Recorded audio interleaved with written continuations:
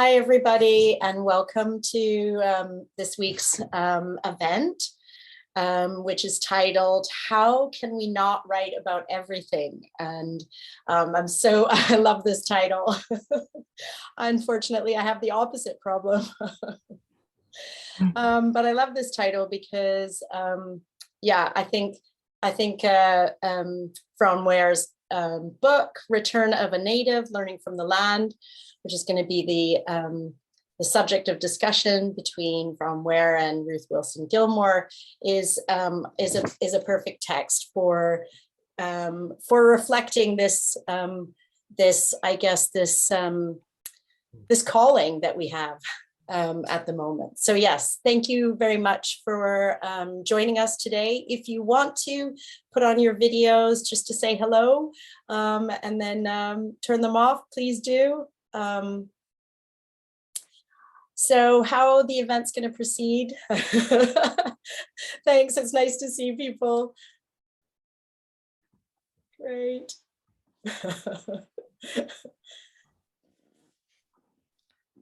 So I'm going to do brief introductions, and then we're going to proceed with the exciting conversation between Vron and Ruthie.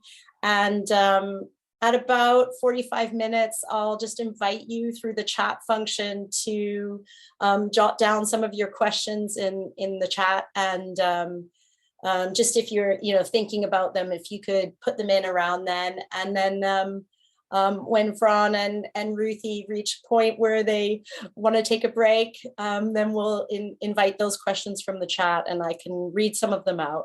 And if there's more points of discussion, then you can raise your hands then. So really excited to start this event. Thank you for those of you who felt comfortable turning on your videos. Okay, just briefly, I'm Marcia Henry and I'm in the Department of Gender Studies here at LSE. And I work on various issues to do with gender, race, militarization, and feminist methodologies. And yeah, I feel really privileged to be able to hear this conversation, because the conversation I know is going to touch on loads of issues that are close to my heart in research terms, but also of general interest to me personally. So those of you who don't know, you can visit the website to read the sort of full biographies of Vron and Ruth. But Vron Ware is currently visiting professor at LSE in the Gender Studies department, and has previously taught at the University of Greenwich, Yale University, and Kingston University. Some of you may know her first book, Beyond the Pale: White Women, Racism, and History, which broke new ground by insisting on the importance of a gendered reading of the histories of colonialism, enslavement, and abolition, and by demonstrating the relevance of this past for contemporary anti-racist feminist politics. A number of other books that Vron has published, one that I am particularly fond of, Military Migrants, Fighting for Your Country by Palgrave, which was the first book-length study of institutional racism in the modern British Army. Today, however, she'll be talking about her most recent book, Return of a Native, Learning from the Land. Ruth Wilson Gilmore is professor of Earth and Environmental Sciences and director of the Center for Place, Culture, and Politics at the City University of New York Graduate Center.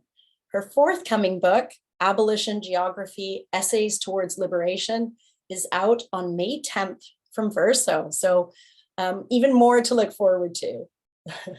Thank you so much, Vron and Ruthie, for joining us today for this discussion. Please. Thank you, Marcia. Thank you so much. It's wonderful to see you again and to see you all. And thank you so much to the Department of Gender Studies for having me as a visitor, and especially to Hazel Johnson for setting things up. I will come and get my email very shortly. Thank you so much for being so welcoming and for arranging this launch. And thank you to Claire as well, Claire Hemmings. And thank you to Ruthie. And it was wonderful to see you last week. And obviously it would be nice to have done this together in person, but it's fantastic because I feel like you're in the other room and we can just continue talking. So I'm going to start. Ruthie's asked me to talk a little bit about how I came to write this book. And I'm just going to say, basically, when you've grown up in a village and you kind of hang out with people in cities, and you move to the city when you're 20, the fact that you've come from a village and that's your sort of origins is something that is both a source of fascination for your friends and something that kind of makes you think about your sort of formative influences of living in this country. So that was my situation. I was born in Northwest Hampshire and I grew up there, and until very recently that we had a family connection to the same house, in fact. But like most people in my generation, we moved to the cities, became a student, and then never sort of looked back. I mean, it would have been unthinkable to go back and live there. There was no work, there was nothing really to do. And that's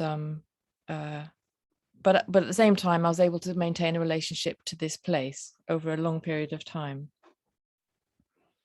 So the idea for this book, which I will explain in a minute, is really the idea came in 1998, sort of late 90s, when I was lucky enough to have sort of fallen into my first academic job was in geography. It was in an environmental studies corner of a humanities degree, and it was the area of cultural geography that was just developing at that time. So I was very lucky to fall into it. The reason I fell into it was through the kind of through urban planning. I was working on a feminist kind of resource center that looked at gender and urban planning. So that was my route into geography. But I had wonderful colleagues there at Greenwich, and we used to take, in those days, we'd take the whole first year on a field trip to places like Leeds or Birmingham and other cities. And I had one of these colleagues was she would sort of look at drain covers in the street, and she'd be able to sort of tell you about how they were made and where they were made. She had that eye for detail, which taught me a lot at the time. I'd never really thought about looking at the environment like that.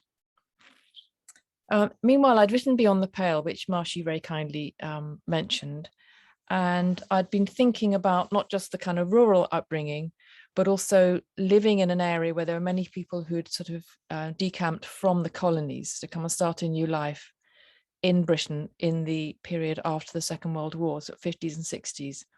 So I'd written Beyond the Pale, which sort of tried to reckon with that colonial history from a feminist point of view. And I'd also made a film which was partly inspired by some of the women in my village who had been the wives of tea planters, or the wives of, one of them was a wife of a headmaster of a special school for young Rajas in India. So I'd already been thinking about that aspect and the imprint of colonialism on this strange part of England in Northwest Hampshire. And there were other things as well that seemed worth thinking about. History of chicken farming, for example, lots of crazy things. And people said, well, you really should write a history of your village. It sounds so interesting. So I started to do that. I got money to do it in 98, and I began to do interviews, but I found I absolutely hated the place. I was completely unable to sort of think of it in a kind of academic framework. It's very hard to write about your parents' neighbors, for example, without feeling a bit embarrassed about what they might think. And sort of feeling accountable for that kind of research that you do as a sort of outsider insider.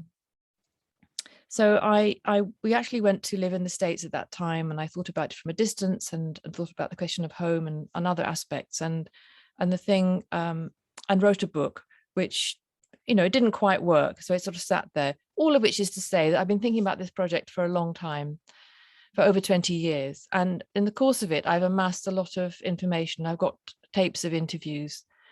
Had a mountain until 2 weeks ago when I put them in the recycling, a mountain of parish magazines, local newsletters, local newspapers, and all kinds of other stuff, which I could sort of analyze at my leisure more recently. So I went back to it, having had many years of writing about other things. And this is the result. It's a very different book than when I started out. So that's really where I wanted to explain. Ruthie, you asked me to explain why I wrote it. I decided that writing about a village is really complicated because there are people who live in the village have a kind of interest in what you're going to say about it. And it's very difficult to look at a village objectively. I didn't want to just record oral memories and do a descriptive account. I wanted to really think about where this kind of unit, where it belonged, what it meant to live in a rural area, and how, in fact, my main question was how globalization had changed this place in the course of the second half of the 20th century. So I ditched all that and basically decided that I would start in a different place together. I would start in a field. I would start at a crossroads, in fact, where there were several fields outside the village. And I would think from there, sort of undistracted by the neighbors, so to speak. And so that's what I ended up doing. It's not a book about a village anymore. The village comes into it, the parish comes into it, but it's much more about the land. That's where it starts. Well, thank you for setting the scene for us, and everyone who can see Vron can see some of that land behind Vron. And full disclosure, that's one of Vron's paintings. Oh. And a very beautiful one that is the cover of the book. So having reconceptualized how you were going to write about that place and place it in the world of globalization, but also past rounds of imperial expansion, the movement of people, changes in uses of the land. You settled on a structure that I find so engaging. It's 10 chapters, and while it is what we call in English language genre criticism, nonfiction, it bears a lot of relation to 18th, early to mid 19th century novel style, with summaries at the beginning, not like abstracts, but rather little hooks that bring you in, because the array of topics in each chapter is endlessly surprising. So could you talk a little bit about the structure and also about the style and the way, how you came to determine ways to pivot on surprise time after time after time over the course of the book? Thank you, Ruth. I really like that, the idea of pivoting on surprise. You have no idea how many surprises that I had, because I kind of wrote to find out what the story was, and I discovered a huge amount on the way. I mean, people now talk about follow the money, and it is partly following the money, but it's also following a number of different clues that look both back in time and into the future.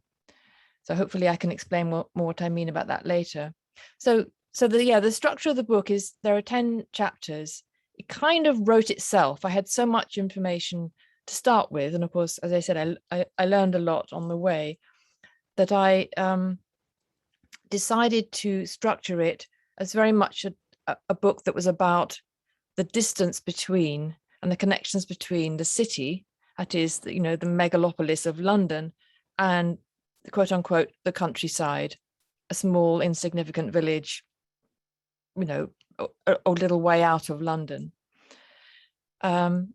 So mostly it's structured through a kind of ritual almost of coming to see my mother, who was in her mid-90s, and coming for the day, coming either by train or driving, and then going back in the evening. So the book begins like that, with that kind of structure, so that I kind of establish that I'm from there but not from there, and that I'm coming and going, and that I'm going home to the city, taking with me the information that I've gathered during the day, but also information gathered over a lifetime.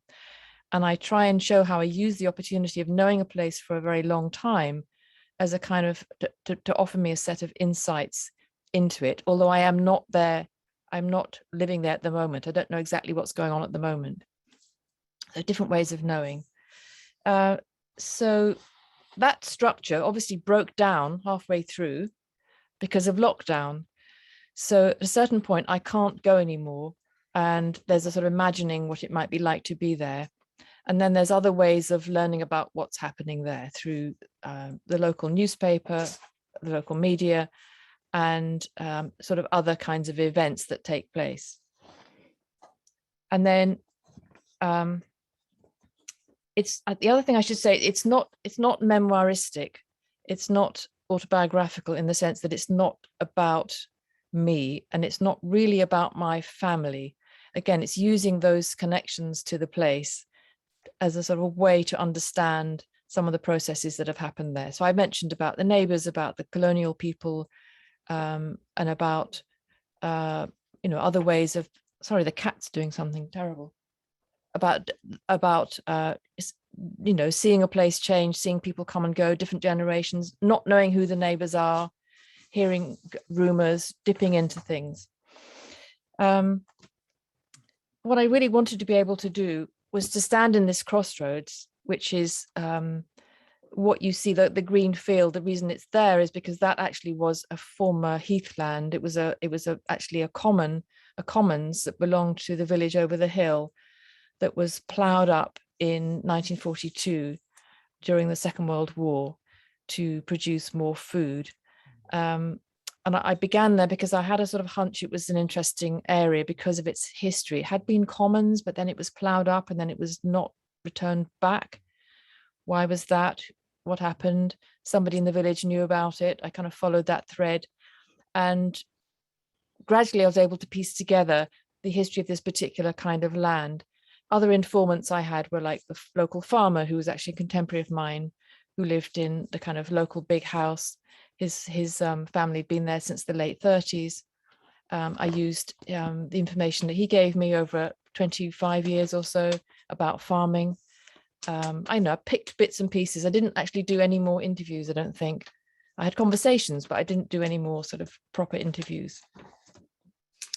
So the style of the book is very much me going, not exactly going back to find things out, but returning each time and picking up threads. The 10 chapters look at different aspects of farming, and farming obviously is a central thing, but there are other things about farming. There's the rural protests, which were very, and over the area where the village is, turned out to be a very militant hotbed of resistance in the 1830s, when there were riots by landless laborers to protest against, at the sort of mechanization of farm work, the threshing machine, so on.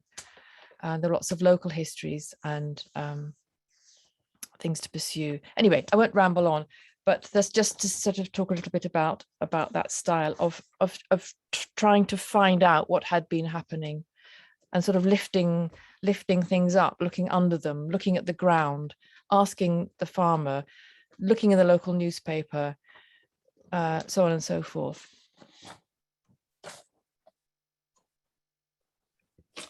Aha. Hello, Jessie. Goodbye, Jessie. So annoying. Sorry. It's very distracting.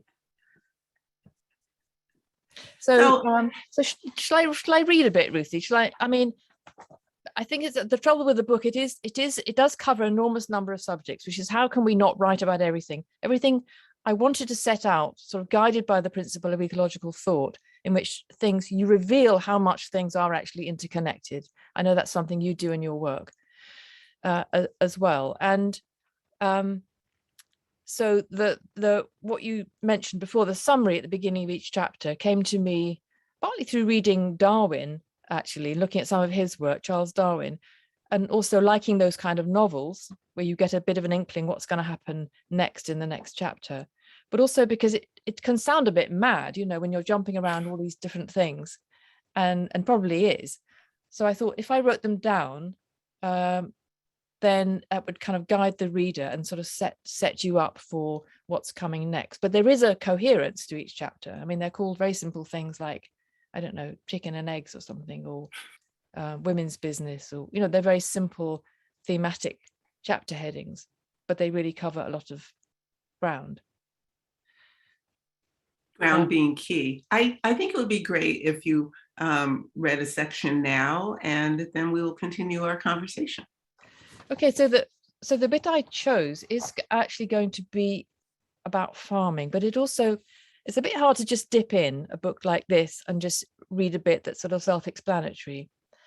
So I wanted to say something else about time. There's a lot of references to archaeology. There's a lot of references to the future, and like particularly in relation to technology and automation. But one of the key structuring moments is the period after the Second World War. So I take the Festival of Britain in 1951 as a kind of moment. It's around the time when I was born, but it's also post-war, the beginning of reorienting Britain in a different kind of world. And the Festival of Britain showcasing Britain to the world. And of course, that has sort of resonates with the whatever happened to the Festival of Brexit, kind of reorienting Britain to the world. So Brexit is a kind of thing that goes through in many different ways, a sort of shadow that passes through the book. And that's one of the ways in which there's a sort of evocation of it, sort of Britain in the world. So this piece is in the fourth chapter, which is ostensibly about, I mentioned the farmer in the big house. It's looking at a kind of land history. So when was this house and farm built? Who owned it? Who were they? And up to the present day. And one of the reasons that's significant is that one of the people who bought it in the late 19th century was actually a sort of cotton magnate from Oldham in Lancashire. So I'll just start. By 1951, when the Festival of Britain took place and John's father was taking the reins of the family farm, so John is the farmer who's my age, who sort of has been telling me how he farms. The gulf between south and north was complicated by the rift between town and country. The celebratory spirit of the exhibition acknowledged that the urban-rural divide had become a problem, but presented the past merely as a backdrop that brought the achievements of the present into sharp relief. First among these was the recognition that agriculture was an industry akin to coal mining. While farming had indeed suffered from neglect over the first half of the century, it was now being modernized through the application of science. As a result, the countryman was no longer the old-style yokel, a rough, uncultured being in corduroys, uncouth in accent and in manner. Now he's become a technician, putting to everyday use the results of 500 years of development and of science, end quote. The connection to coal mining was unfortunate with hindsight. We all know what happened there, but it's also very instructive. If farming was a UK-based mining industry, it was one of the few to have survived into the 21st century. But while the production of coal had almost ground to a halt, agriculture has continued to extract wealth out of the surface of the land, continually reshaping what is commonly known as the countryside. The early experiments with imported fertilizer, which expropriated the remains of brutal human violence, were merely a form of recycling compared to what happened next. So 2 chapters before, there's a whole section on how the sort of, as the farming techniques became developed in the first half of the 19th century, the residue of human bones from battlefields was acquired an economic value, was imported into Britain to provide fertilizer. And that did not happen in other parts of Europe. The voracious dependency on hydrocarbon-based materials essential to the industrialization of everything, including agriculture, meant that war would remain essential to the British way of life. There is not a green field of grass in Britain that does not require an aggressive and global defense policy in order to maintain the growth of the grass and thus its productivity, wrote Robin Jenkins, a radical agrarian campaigner and farmer, in 1984. Conceding that organic farmers relied on more sustainable methods of fertilizing their crops, he pointed out that nitrogen, could be obtained from the air, but only with the help of vast amounts of energy from North Sea oil. Potassium and phosphorus both came from mines elsewhere. It's a short step, he said, from growing grass with ever-increasing quantities of fertilizer to requiring a lethal arsenal of modern weaponry and the potential for its global development. In other words, while fertilizer was once composed of the bones of dead soldiers, it was now reliant on foreign policy determined by oil supplies. Vandana Shiva put it more succinctly in a tweet written in response to Bill Gates's advocacy of fossil fuel fertilizer in his new book, How to Avoid a Climate Disaster. And this is her tweet. Synthetic nitrogen fertilizers are war chemical made from fossil fuels.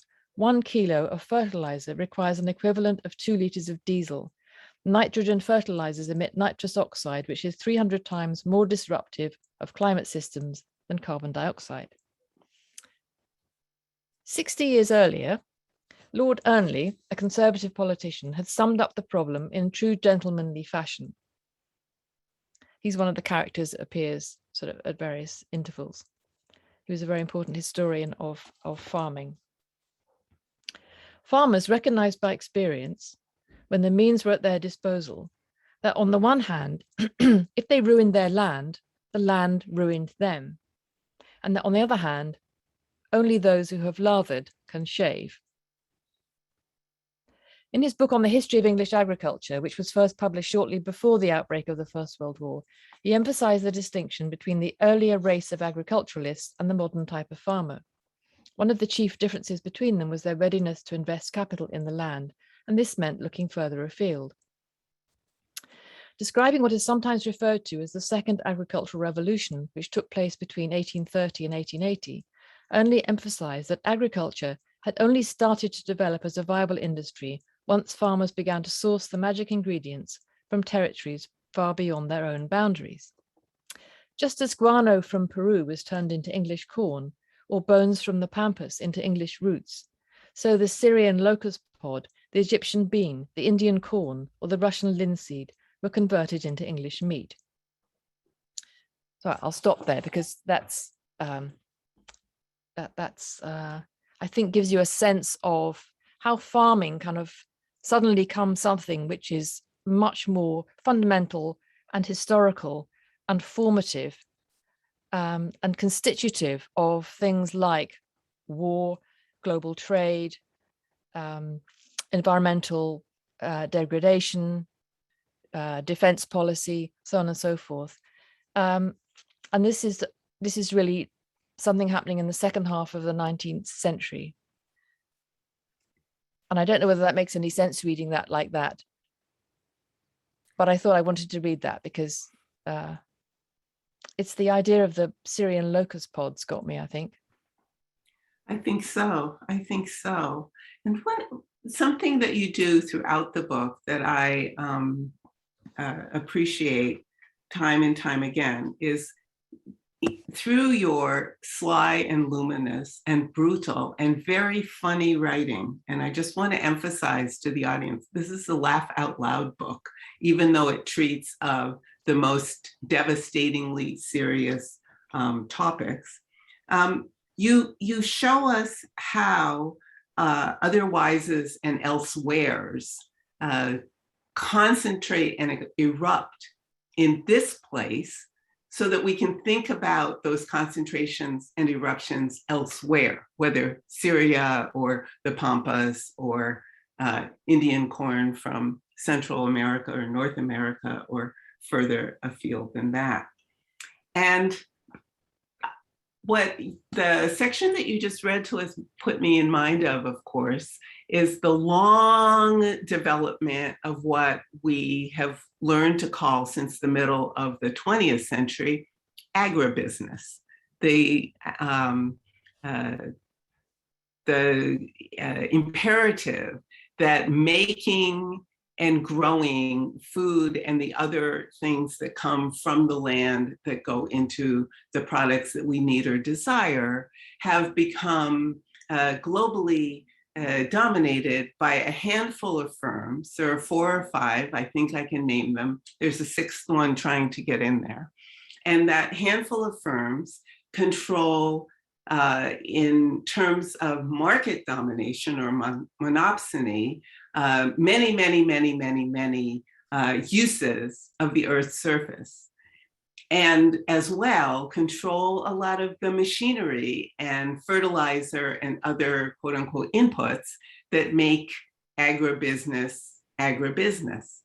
And yet, at the same time, if we go all the way down to the ground, we know that maybe 70% of all of these things that people are growing and harvesting and extracting from the land and putting into that stream of markets that are controlled by so few firms at the top are produced by small producers, family farms, small growers. The distinction, the disjunction is really quite astonishing. And it might be a very small, but real window into how we might, to quote Peter Linebaugh, pierce the future for hope. You have an example in your book by talking about chickens, actually chickens and eggs. And you've got this really great awkward word, chickenization, which goes hand in hand with words like agribusiness. So I wonder if you talk a little bit about chickens and chickenization. Thank you, Ruthie. Yeah, chickenization is a word I got from reading about, how can I say it?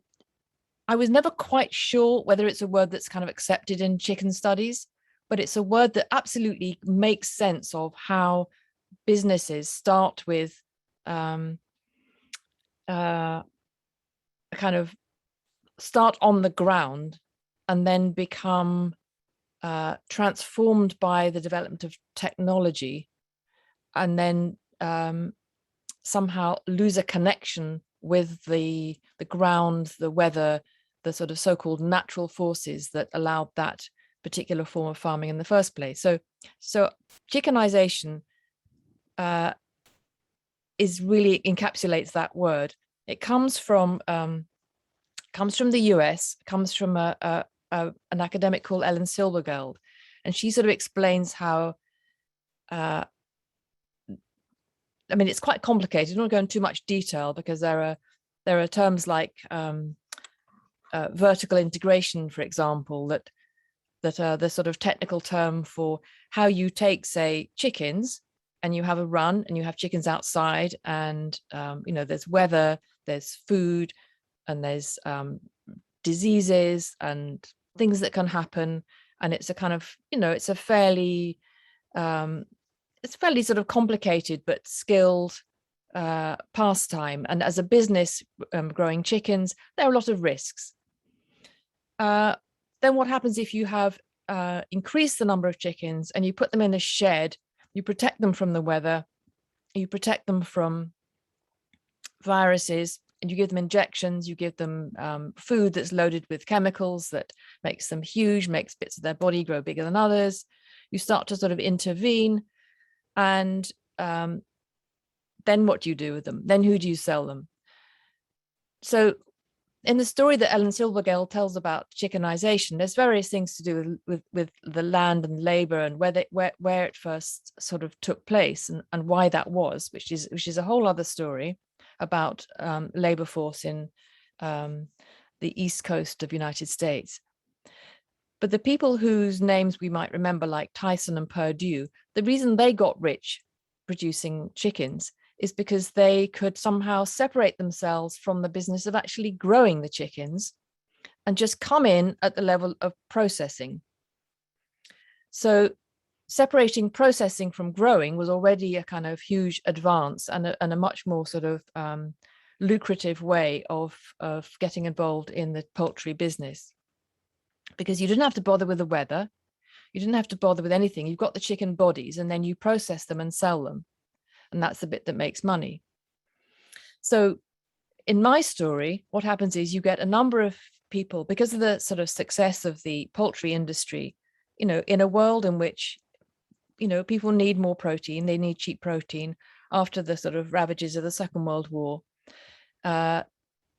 People's diets are changing, the technology is changing, pharmaceuticals are changing. But all over the place, you've got men, particularly men, returning from military service who really need to make a new living. They need to have a life. They may be in their 20s or 30s or even 40s, and they need to start making money without having had much training. So there's a huge kind of turn to poultry farming as a way of making money quickly. The technology starts to be available, the pharmaceuticals, the medicines, the type of chickens. This is happening all over North America, and it's happening in the UK too.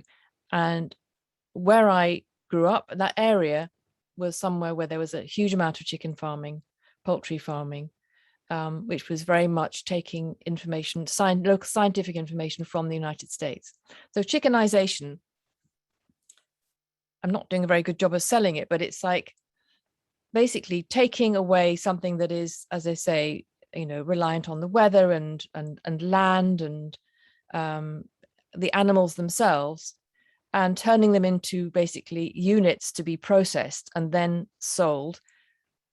And that's a process where you have to intervene in people's expectations of what they want to eat.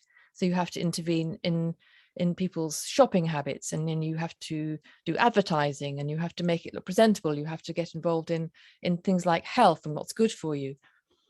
So chickenization, we've all been chickenized, actually. We've all been chickenized. The whole world's been chickenized. Cheap chicken is now a phenomenon. I think the greatest producer is the United States, followed by China, swiftly followed by Brazil. So the story that I tell about local farmers in Hampshire, which had a tradition of poultry farming, turning to broiler farming, mass houses full of chickens that were then sort of, in these kind of batches were reared very fast. They could give them drugs to make them grow quickly, out the other end, sold to the processors.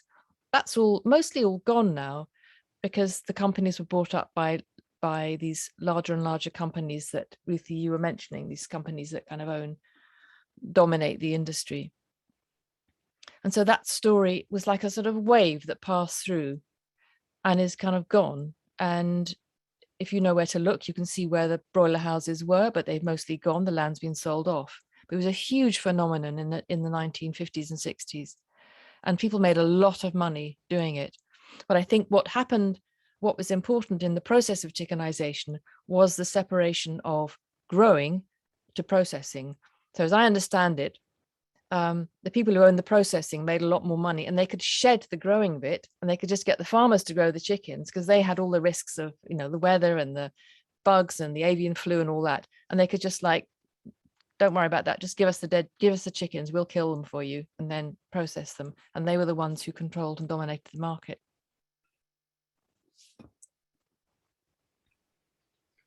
I think that we can perhaps draw a very strong analogy between the story that you just told us about chickenization and other aspects of globalization. For example, you have a discussion about one of the members of the recently arrived squirearchy in the county, who is the heir of the H&M fortune. And just as our taste buds have been reorganized to desire Purdue or Tyson or these other, very, very, very, very chemically enhanced fat chickens, so fast fashion made in places like Dhaka in Bangladesh and elsewhere works because we, and this is many, many, many, many we's around the world, have become adjusted our taste to fast fashion. So not only to the attractiveness of the clothes, but the idea of constantly turning clothes over over and over and over and over again, which then itself becomes an opportunity for further capitalist capture of the moral economy through, for example, H&M and other fast fashion manufacturers, encouraging people not to throw their fast fashion away, but rather to recycle it. And that greening is not unlike the so-called greening, capitalist greening, that has transformed, vast acreage of land in places like Brazil and in Central and Southern Africa and elsewhere around the world to monocrop uses where people are growing the inputs for ethanol rather than growing food that would be healthy for people to eat and so forth.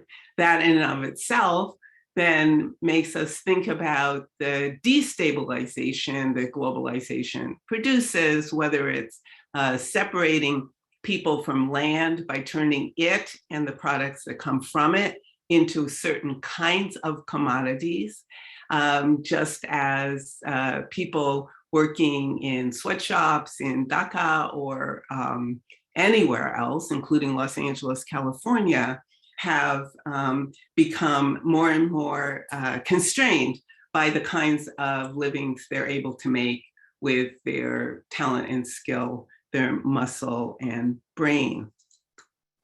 So I think I'd like to kind of wrap up this part of our discussion by asking one more thing, and perhaps people will be invited to put some questions into the chat.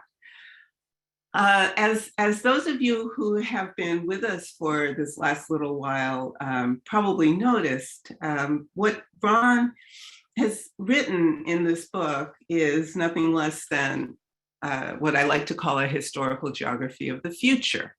So it's a historical geography. It treats of things that are geologic, rocks, dirt, movements. I mean, you've heard Vron and me mention things like cotton and tea and chicken, and I didn't say wheat, but I just said wheat, and other things, and the movement of people and resources through this place gives us some idea of the very deep and therefore should always intrigue us connections between and among places.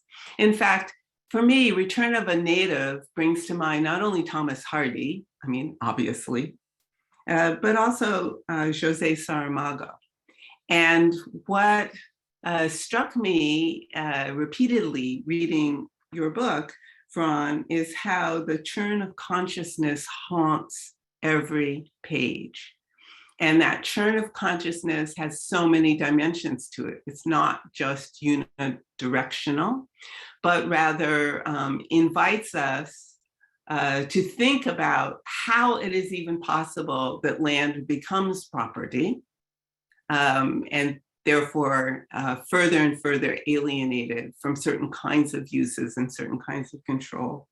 And again, to repeat something I'd said earlier, to think very hard about those transformations, the transformations of how people encounter one another in place in terms of interdependence on a global scale, interdependences with otherwises and elsewheres.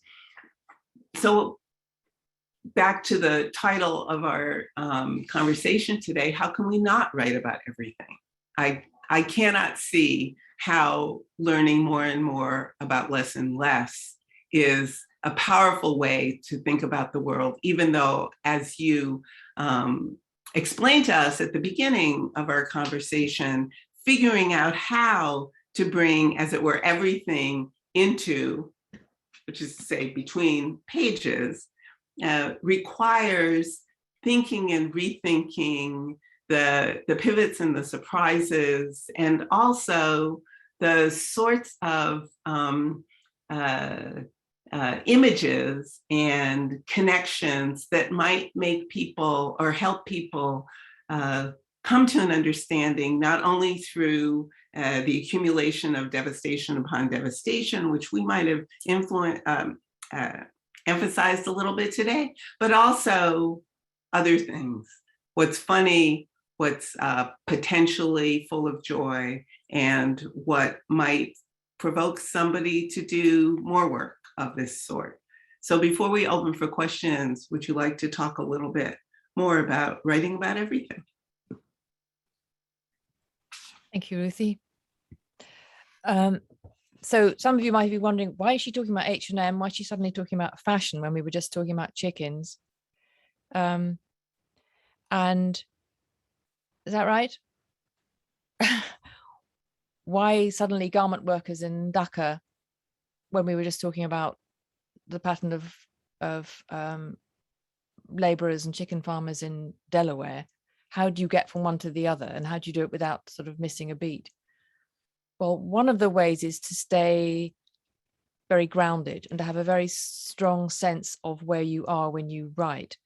So for me, that one of the sort of founding things, one of the ways, one of the things that's really influenced how I write is really the feminist writing from the late 1970s and early 1980s. June Jordan, Bell Hooks, of course, and Adrienne Rich, the kind of feminist essayists who often start with their own bodies. But in the case of certainly Adrienne Rich, theorized starting from location, which includes your body, but it also is about place and geography. So for me, that was my sort of guiding sort of structure. So I'm standing at the crossroads and I'm looking to see the names of places on the signpost going in four different directions, 2 words on each. That's 8 places. Well, already a combination of a large town, a small town, villages, and hamlets, essentially. And each one has more than, has several stories to tell.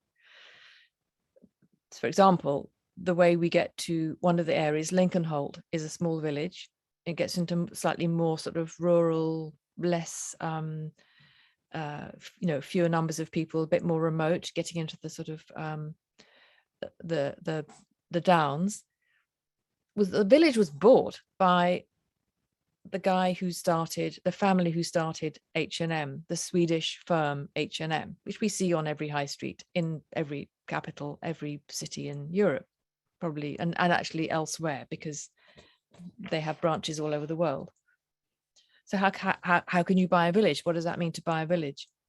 Well, you follow that story. Like I was saying, you follow the money, follow that story. They not only own that village, but they also have quite a big area over to the east near Newbury.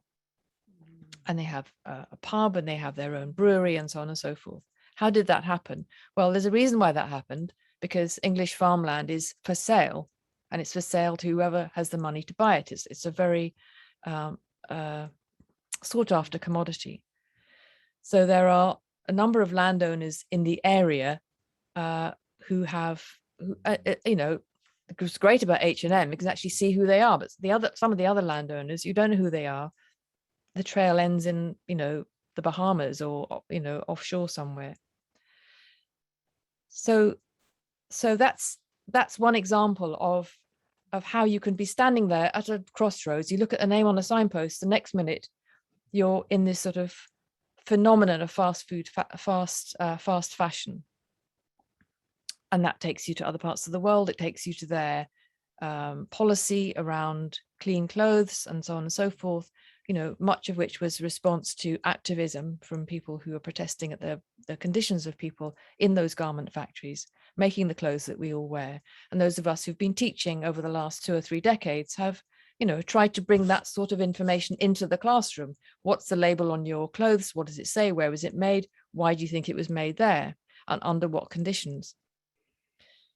So that particular story is something which is both looking forward and looking back, thinking about, your great question about the future and how we might do a historical geography of the future. there's this constant thing about how the protest and forms of resistance and interventions around the legal rights of workers or the conditions under which certain things are made points to a future in which things are more regulated, more controlled.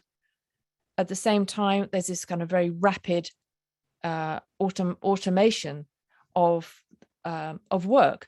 So again, we can see that from the crossroads. We can see that in relation to what happened in the local town. There was an Arcadia warehouse. The Arcadia warehouse caught fire. At that point, we can look into the warehouse and say, oh my God, it's all robots. So where do people fit in? What do people do? There were people who were, several hundred people who were employed. What do they actually do? Well, if you read the literature, which is freely available, those people are becoming more and more peripheral to the business of packing your bags ready to go and put in the truck to take it to different parts of the country. So there's these, and the same with farming too, the kind of reports of mechanization actually in the fields themselves. Machines where cows know when it's time for them to be milked, if there are cows. That is, there are not many cows left in this part of England. So all the time there's these ideas of there's a scenario of the future, which is ostensibly progress, whether it's produced by new technology or sort of workers moving to sort of improve the conditions, or the continuing history of capitalism, the continuing history of transformation of labor, but also this question of land ownership. Again, come back to the question of land ownership and how is that, what's happening there? Well, that brings us to the whole thing of who gets to live in these places and why they live there. And again, this is something that's very specific to, at the moment, to, well, I've looked at it in the context of Southern England or the UK generally, but it's also something happening in other parts of the world. It happens in North America. People found in lockdown that the cities are becoming places that were, not ideal. They could work from home. It had been proved that you could work from home. You didn't have to go into an office. So why not move out where there's more room for the kids and so on and so forth.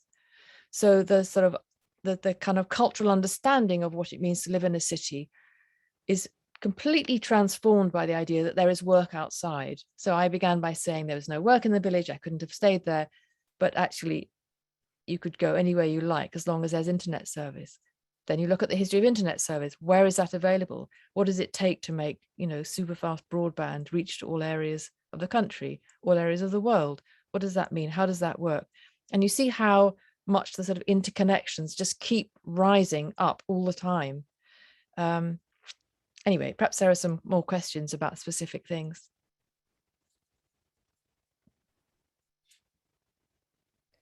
Shall we open? Where's Marcia? Shall Yeah, we here I open? am. Shall we Yeah. open to the audience? Do we have any questions? Dear audience, do you have questions you'd like to put? There's a very nice sort of point made by Jane Chalice in the chat. I don't know, Jane, if you wanted to speak any more about that, or if you're happy for it to be in the chat. No, I'd be very happy to say something. I was being somebody, I'm very interested in the concept of are you local? And I think, Vron, I really do think it is a brilliant, brilliant book. For me, reading it because I'm very interested in the difference between town and country, and also wanting to spend a lot of time in the countryside and knowing a particular place in Cumbria very, very well. And I was shocked one day when I was in the middle of reading Vron's book, talking to a woman in a village, and she said, "Are you local?" And my first response was, "No, I'm not." And then I suddenly thought, I know this place so well, and it's a bit like reading the beginning of your book, Vron, when you're walking or you're standing near that signpost and you're in a road and you're almost looking at the hedges, the fields, the things that you know so well. and being aware that that local relationship, the fact that you know the place, is something that's hugely important. But the thing that is so striking is, and for anybody who's not read it, you should read it, because it's sudden, you start in this sort of almost pastoral, we're wandering around looking at fields and hedges. And then suddenly the world, and you're absolutely right, the world is actually facing you because of what you're writing about ownership, about things like, for example, the industrialization almost of agriculture. Well, it's not almost, it is the industrialization of agriculture. It is about globalization, but it's all started in looking at, you're sort of wandering along this road, looking at a signpost and looking at a hedge. And I really think I was shocked when I suddenly began to realize what you were actually opening up. And I think it's the sort of thing that for many of us who know areas will almost sort of force you, I think, to start asking the questions that you've been asking for a long time, and that in fact you show with work that you actually are aware of what the relationships are, what capital is doing in not just in Britain, but everywhere. We know perfectly well that as local people, or people who think we know as local, are subject to all of these forces. And I really, really was impressed by what I read. So thank you. Thank you, Jane. Thank you very much for saying that. Actually, I began by saying that I was a local author in Crouch End, and that was I would actually have a secret ambition to be a local author in several places. And I think that the way we make ourselves feel at home is partly by being attentive to those things, to being attentive to questions of, well, who owns this? What do they do? How do they farm? I grew up in that area. I know very little about I grew up knowing very little about farming.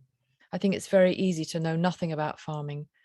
And it's not necessarily something we should beat ourselves up over, because how would we know? How would we know what's in the ground? What are they doing to it?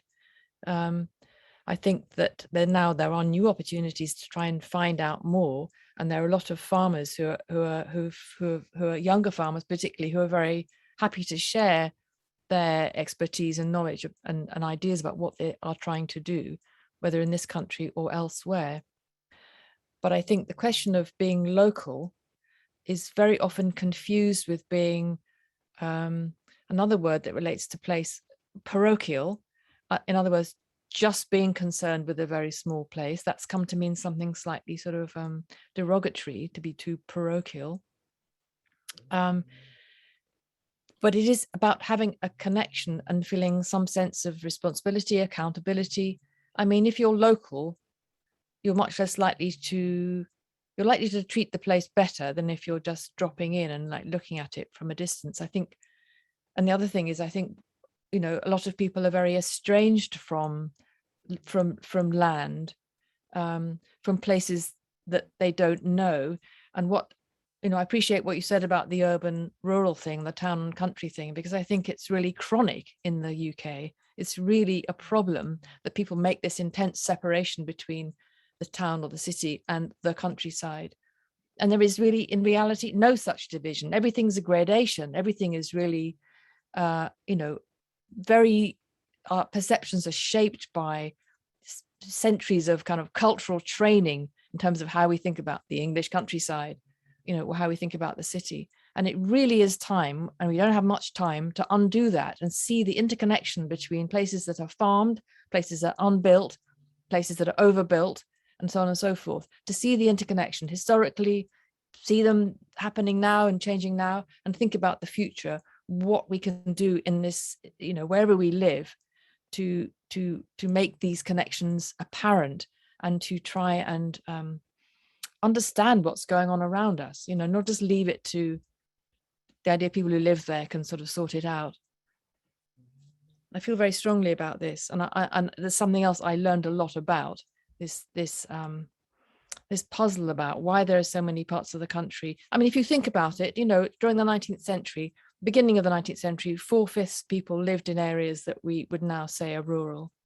And by the mid-century, it was half and half. And by the end of the century, it was the other way around. 4/5 of people lived in the industrial centres.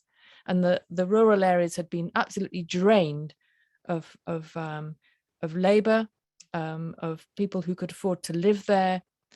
Large areas had been bought up, so on and so forth. So this was a process, it's a process, and processes keep happening. And it stagnated at various times, but today now there's this new awareness of people moving out to the countryside, to rural areas. Well, that's happened so many times before. It's nothing new. It happened around the turn of the century as well. If you start looking, you can find all these planning documents about what are we going to do? These people moving from the towns into rural areas, they're going to disrupt the sense of community. Huge papers were written about it. And now it's sort of happening again. It's shaped by, finance, who can afford what, which areas of the country are more valuable, so on and so forth. So, this is a really very small country. If we're just talking about England for now, which we're not, but being grounded for now, this is a small country. And, these distinctions that have got sort of solidified around the countryside and, all this crap about green and pleasant land stuff, which I hate, the word idyllic, idyll, all those words, time to get rid of them, get real, think about what they represent for our future. Sorry, end of rant. I'd like to add a coda to your rant, and thank you for the wonderful comment and discussion. I really appreciated it. I think that one of the key features of this book is, contrary to a certain kind of received wisdom, that place, Hampshire County, that place in southern England, was never a place that the world was not always facing. And in fact, the beginning of the book talks about the various confluences of peoples from far and wide, those admitted to by official historians and counter-historians, and probably the mix of people is even broader and more varied, that made kind of Hampshire County people. And one of the discussions at the beginning of the book, which is funny and poignant and scary all at once, is Vron telling us how once upon a time, many people imagined that one could tell the difference between and among the peoples of the various counties of England using a perception and filter that we might in the 21st century call race, that you could see the difference between somebody from Hampshire and somebody from Berkshire and somebody from another county. And these things are all important as well as we think about what underlies the idea of being local and what underlies the sense of how it is we come to know anything about where we are in the world. And I'll give an example that's going to seem very far afield, but there's even a fantastic discussion of this topic in this book. And that is in the United States and also in the UK and a number of other places, including the Russian Federation, the use of mass incarceration, prisons and jails to solve social problems has erupted and continues to erupt, and no place more than the US, but the UK is up there. And as a result, many, many people are studying this phenomenon and trying to come to terms with it. And because of a certain sentimental attachment that many people have to the notion that experience equals understanding, no matter what, all kinds of folks think, well, if you were never locked up, you can't explain it. Obviously, you can't explain the feeling of being locked up, but the inverse as well. If you were ever locked up, then you can explain the whole thing. as though, Jonah being in the belly of the whale could tell us much about whales, having been in the belly of it, although Jonah was in the belly of the beast. I think that there's something, a lesson that we can perhaps derive from this example in thinking about the local, as I believe my colleague's name is Jane. Jane was saying that although she might not be have been born and bred in the place where she feels very much at home, she's become local. And this whole aspect of becoming is something that, many people who are struggling over decolonization and many people who are struggling for abolition are trying to embrace, as against some kind of authenticity that precedes consciousness, as against consciousness that arises from the ground, whatever grounds we stand on, so that we can become local authors in several places without that being a property relation. Thanks so much for adding that, Ruthie. That there's also, just to continue elements of that conversation and your contribution. There's another great contribution in the chat by Brenna Andar. Hi, Brenna. She says, I have just started reading the book and I'm finding it fascinating. So thank you, Vron, and thanks to Ruthie for this great conversation. Brenna, I don't know why I'm speaking for you. You can speak and read your question yourself if you like. Actually, it's spring break, so I'm here with Isha, and it's in the morning, so I'm in my bathrobe still. So I'm really grateful for you to read the question out. Thanks. I'm sorry, Brenna, to put you in that situation. That's okay. You write that you wanted to ask, along with the reference to Hardy, Vron, if you could tell us more about the title of the book and the use of the word native. I've also been wondering that. And also reflecting on how this relates to the discussion of what constitutes the local and being local. Yeah. So the title is actually completely ripped off. Comes partly because I read that The Return of the Native quite some time ago, about 20 years ago. And it stayed in my mind, partly because at the center of it, there's Egdon Heath, which is a character. She's a character in the novel. And I really liked that the place itself was very, at different times, sort of not exactly evil, but brooding and important voice in the drama. So that was one of the things I was trying to evoke. And actually, I'd forgotten that the book started in November and it started in the evening.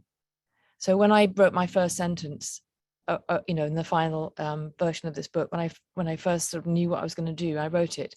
And then I got hold of a copy of the novel. I found actually it started in very much the same way. I think it was a late evening in November or something. It was that time of year. So I thought, booyah, it's like we're on the same page, me and Thomas Hardy. Then I just lifted a whole sentence and put that in.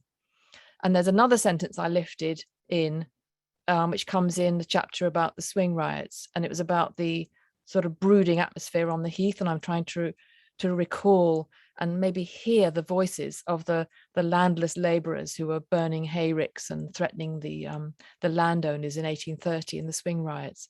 So I did pinch a couple of his sentences, but I suppose also, and then there's like me returning and I'm sort of questioning what a native is, which kind of relates to the question of local as well. These kind of very evocative words that have quite troubling meanings in some contexts. About who has the right to certain places, who can feel entitled to belong. And so I wanted to kind of play with those. And also the idea of Thomas Hardy and the Southwest, and someone who's been so formative in developing a kind of almost a kind of mythology or a kind of aura around parts of the country, like more like Wiltshire and Dorset, a bit further to the south and to the west, which is important in terms of the imagination, imagining parts of England at different times in history. So I was playing with all of those things, and then originally the subtitle was rather lame. It was sort of rethinking the rural, which somebody kindly said sounded like an AHRC grant application, which was so horrific. And then learning from the land just kind of came to me because that's what I'd been doing. I'd already written most of it by then. So that kind of qualified it for me. And if there had to be something to qualify that, and also it's like return of a native, not the return of the native. So I kind of changed that slightly. So thank you for that question. And I think going back to what Ruthie said about, hello, Brenna, as well. Sorry, I can't see you. What Ruthie said about the way in which some of these words, you know, they really fix the idea that only certain people can feel they belong in certain places. And that's what we're trying to overturn. And I guess one of the main ideas of this book, and again, as I wrote it without foreseeing it in the summer of 2020, as I was writing, the sense that I'm so going to try and show how you feel that people might feel like they have some stake in parts of the country where they feel they're not supposed to go, where they feel unwelcome, to actually try and understand why this happened, and to understand a route into making a sense of belonging, making a sense of connection, you know, whether through repeated visits, through finding out, through getting to know some of the history there and some of the, you know, social and cultural aspects of these particular places. Thanks so much, Vron. There's another connecting question by Claire Hemmings. Claire, can you speak to your question? Yeah, sure, thanks.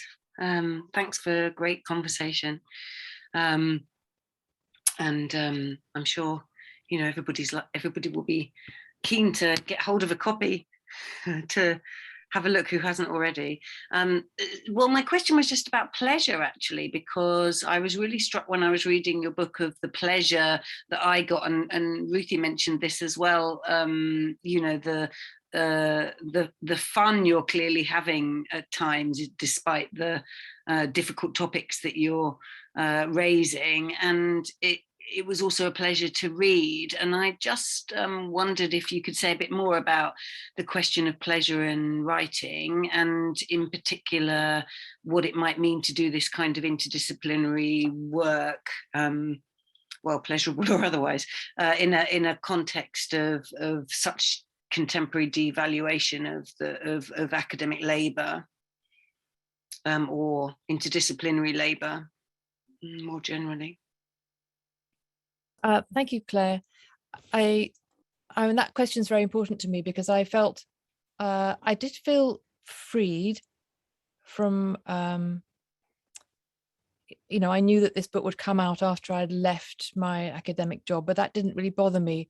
I've always been interested, or for a long time been interested in how those disciplinary boundaries prevent you from making connections across different ways of you know, doing research or understanding how we might connect things. And of course, gender studies, this is why it's so wonderful to be with you, because gender studies, you have that, it's already an intervention. It's already a sort of refusal to be bound by those 19th century disciplines, and to try and find other ways of accessing knowledge and furthering, developing our sort of questions and ways of understanding the world. But not being in gender studies anymore. I mean, actually, I was for a while when I wrote the first version. I was in the gender studies program, and having been in cultural geography, and that was really wonderful. But more recently, I've been in sociology, and of course learned a lot from that, how to think about things. And of course, there are, you know, many great sociologists who are not particularly bothered about disciplinary boundaries either. who've shown how to do it and how to ask these questions. And in the end, it is really what questions you're asking. I suppose in terms of the writing style, I wanted to, this has always been a slightly more experimental book. And in the sort of interim between writing the first version and this version, there's this whole genre of nature writing, which has kind of exploded, where there's a lot of descriptive work around, descriptive writing around, birds, trees, particularly birds, and sort of environmental phenomena. And I suppose I wanted to kind of navigate around that as well, partly because I'm, often that requires a level of sort of poetic sensibility that I didn't feel that I had acquired, but also because I'd begun to wonder where this was taking us, these kind of endless, beautiful descriptions of birds and walking and environments and so on and so forth.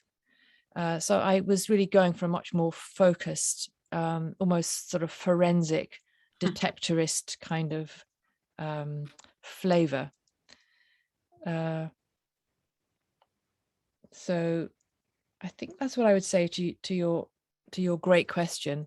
And again, thanks, Claire, for for this invitation, for giving us the chance to have this conversation.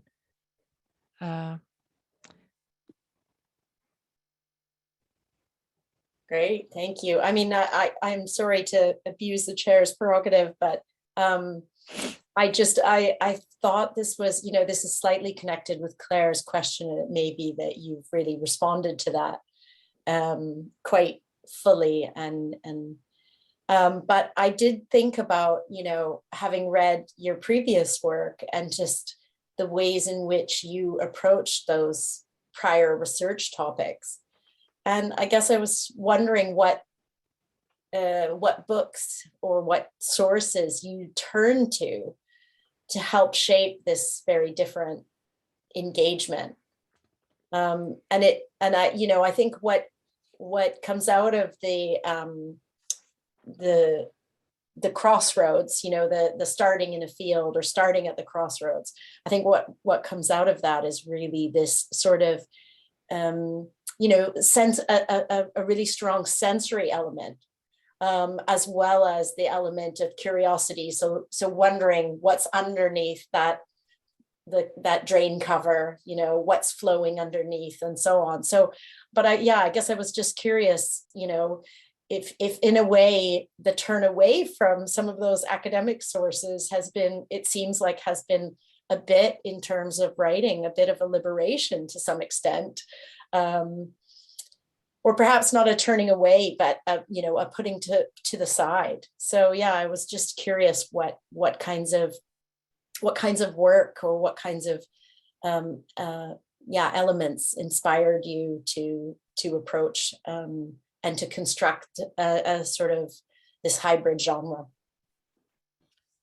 Well, thanks, Marsha. I think, as I said before, the sort of indelible influences really go back to June Jordan's essays, or the sort of urgency of writing from particular places about particular struggles, whether Nicaragua or Palestine or Harlem. A sort of deep engagement with people and listening to people's stories, and a certain way of writing from the heart that was always about much more than just that story. It was spoke to a movement, say. So one of the pieces she wrote that I found really sort of funny and inspiring was that she says, I decided to pretend that somebody had asked how I became a poet. And she just wrote it out, So, and then she said she went through all the things pinned on her door, and there was a sort of note reminder to do something. There's a poem by somebody and something by somebody else. And it was just completely transparent, but it was so creative in the way that she brought the reader into her writing process. So I guess that's the kind of influence that was in the back of my mind. And also the sense of sort of showing somebody who's not from there what it looks like. So there's this field, okay, you can sort of see it's there and you can see the chalk, and then I put some red for the blood and, you know, various things. But I kind of wanted to show you, the reader, what I found out, in fact, what I found out when I looked, what I already knew and what I found out. And if you look at that house over there, this person told me she used to work there.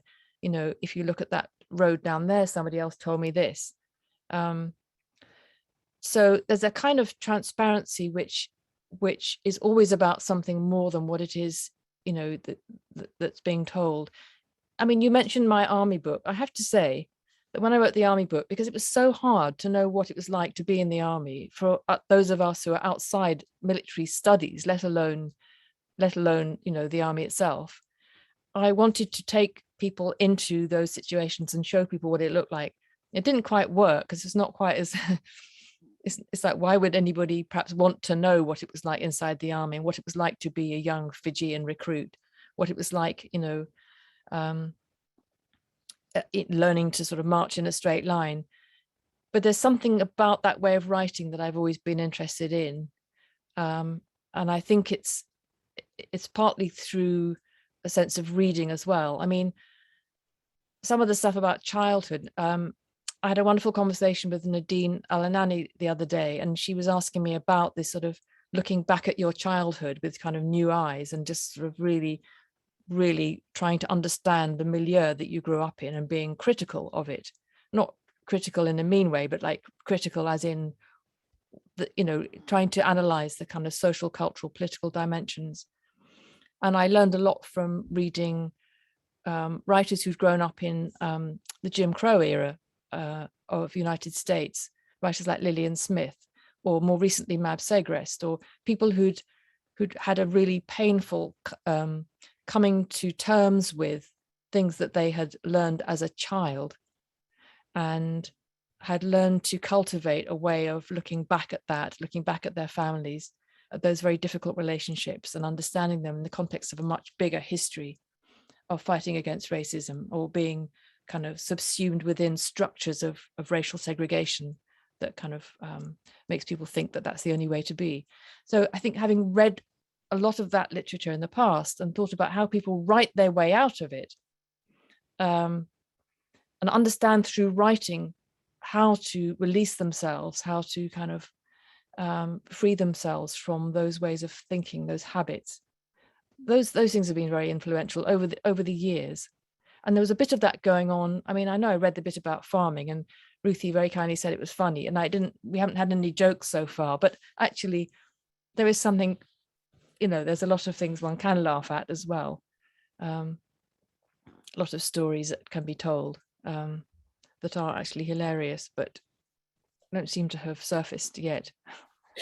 Thank you so much, Vron, for you know, bringing up that last point about the humorous elements that Ruthie had pointed to, because I do think I'm going to incorporate the concept of chickenization into as many conversations as I can over the next few days. and I like even more that chickenization comes from chicken studies. But I wanted to give Ruthie an opportunity to reflect on anything that, you know, has been, you know, that you've just said, Vron, or that has been inspired by the questions and comments in the chat, and maybe yeah, Ruthie, please, if you like. Sure. Thank you. Thanks again to you, Marcia, and to all of our hosts for having us here this afternoon. I was thinking about the question that kind of combines Claire's and Marcia's question about discipline and interdisciplinarity. And I have a polemic that I always return to. It's like, do the work that is meaningful to you. And as Ella Baker said, the living will follow, make a life. And that includes not only what one researches, but how one writes what one researches. One of my colleagues said today in an earlier seminar I was part of that she's in the States and she has tenure, but she said, I have one of the few jobs in the United States where I could sleep for the rest of this afternoon and I would still get paid. So this is not to encourage people who have steady jobs and secure employment to sleep the rest of the afternoon, but to think about what opportunities we have at the moment. I'm not putting a rosy light on neoliberalism, but I'm saying use the opportunities while they last and do work like, Brenna did, writing her fantastic book about property while still in the UK, and all of the things that Vron has written over time, and work like Nick Estey's work, Our History is the Future, tuning our eyes and ears and learning to do it by reading the luminous and beautiful writing by people like my friend Vron Ware is absolutely essential for us sharing with the world these perceptions of the world. And I think it's necessary. It's not merely decorative work that we're doing. So thank you again for inviting me to participate in this conversation. Oh, what a brilliant sort of an inspirational final thought for this talk. Thank you so much, Ruthie, for the wonderful engagement. Thank you, Vron, for writing this wonderful and very different piece. I'm sure this is the first time, although gender studies you've mentioned is a great site for thinking differently. I think this has been, this is, I think, inspired even more, I